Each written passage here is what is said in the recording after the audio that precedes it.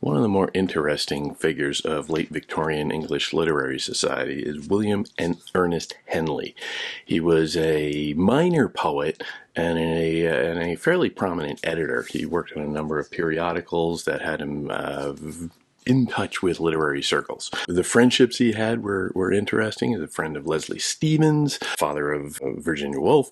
He was a friend of Robert Louis Stevenson, who modeled his character from the novel Treasure Island, Long John Silver, after Henley. A remarkable man in many respects. Not least of which, and probably most famously for his the suffering that he did throughout his life. He suffered some physical issues. Let's say he had a tuberculosis of the bone when he was a child, and that forced the amputation of one leg when he was, I think, 12. And then later on in life, he faced the possibility of having a second amputation, and he fought that. He went and he sought out a famous doctor in Scotland, and underwent a very long and evidently quite painful treatment that allowed him to keep his leg. He still died. I think he was like 53 years old, but he kept his leg, and through a lot of endurance. And as a poet, a fairly slim output. He has some really good poems about his time suffering and staying in a hospital, which you get the sense he wrote an awful lot to just keep his mind busy because he was suffering so much. But by far, his most famous poem is one titled Invictus, and this gets quoted a lot. It is unique in his work for the formal structuring of it, and the emphasis on the indomitable spirit, let's say, that is irresistible to mass quotation everywhere. But it is a very significant poem. Out of the night that covers me, black as the pit from pole to pole, I thank whatever gods may be for my unconquerable soul. In the fell church of circumstance I have not winced nor cried aloud. Under the bludgeonings of chance my head is bloody, but unbowed. Beyond this place of wrath and tears looms but the horror of the shade, and yet the menace of the years finds and shall find me unafraid. It matters not how strait the gate, how charged with punishments the scroll. I am the master of my fate. I am the captain of my soul. Ooh, goosebumps. It's an extraordinary little poem, especially obviously that little couplet at the end. But structurally, it is fairly interesting because it is so rigid, quite frankly. It is an ABAB rhyme scheme, very regular. It is 4 stanzas of 4 lines each with 8 syllables. Again, very, very regular.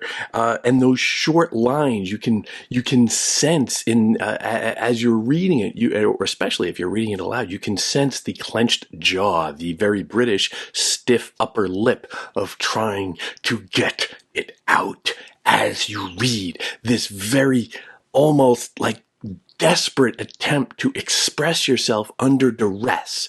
And that is impossible to read without reflecting on the suffering of the man, who is said to have been, as a patient, somebody who endured an awful lot, but also had a remarkably indomitable spirit. So on that structural level, it is really quite interesting. But also just what it's dealing with in the imagery, it is a dark poem. Out of the night that covers me, black as the pit from pole to pole. That is a point of desperation. That is a point of horror, quite frankly. I thank whatever gods may be for my unconquerable soul. Whatever gods may be. First of all, gods, plural, a little bit questioning there. But whatever, that interesting little word right there is like, almost indifferent to it. Like, whatever they are. I don't care. He seems to have lost faith here. He seems to have lost any trust in goodness in the universe, which, ups the drama, but is a very weird place to start something that ends on such a kind of stirring note. In the fell clutch of circumstance, I have not winced nor cried aloud under the bludgeonings of chance. My head is bloody but unbowed. Now, given the darkness of the opening, and then this image of the head being bloody, you're starting to see some shadows of the Gospels and the Christian Bible, and particularly I would say the Book of Revelation, because the head is bloody but unbowed. That evokes a clear evocation, as far as I'm concerned, the image of Christ with the crown of thorns. Beyond this place of wrath and tears, this place being life on this earth, looms the horror of the shade. The horror of the shade is death. And that's it? That's all that looms? That's not what you learned in Sunday school, Mr. Henley. Yet the menace of the years finds and shall find me unafraid. So there's that emphasis on endurance, and damn it, I'm going to face up to this horror, this terror. It matters not how straight the gate, which is a quote from Matthew and the Sermon on the Mount, which is about the path to the path to salvation. How charged with punishments the soul, which is St. Peter marking down with his list of sins as you approach the gate of heaven. So again, this Christian imagery is sort of all over the place here. And then that declaration of independence, of self-determination. I am the master of my fate. I am the captain of my soul, which, in addition to being, one of the great bumper sticker lines of Western literature, is a sign of defiance. A sign of some spitefulness, even, and hostility to the notion of a loving and embracing universe, or a loving and embracing God.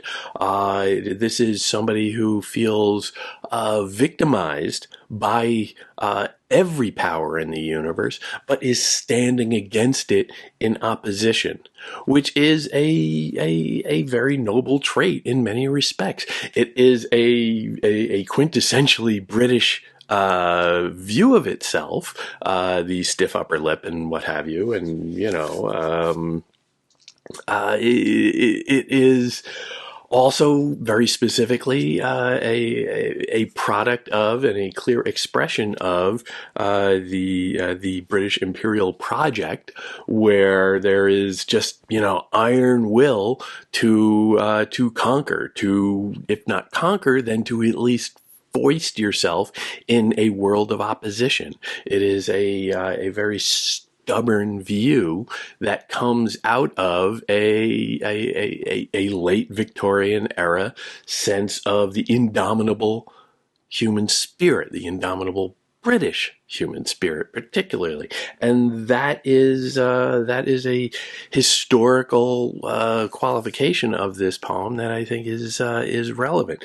It is a remarkable poem in many respects, and you can't really undersell that.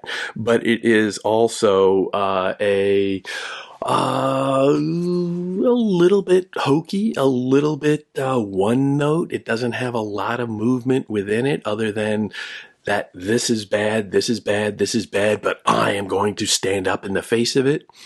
It's inspiring in very obvious ways, but given the challenges that were looming in the coming decades for Britain. This was published in I think 1888, but he wrote it in the mid 70s. It is it's a troubling note to play, given what is coming. It's inspiring, but troubling.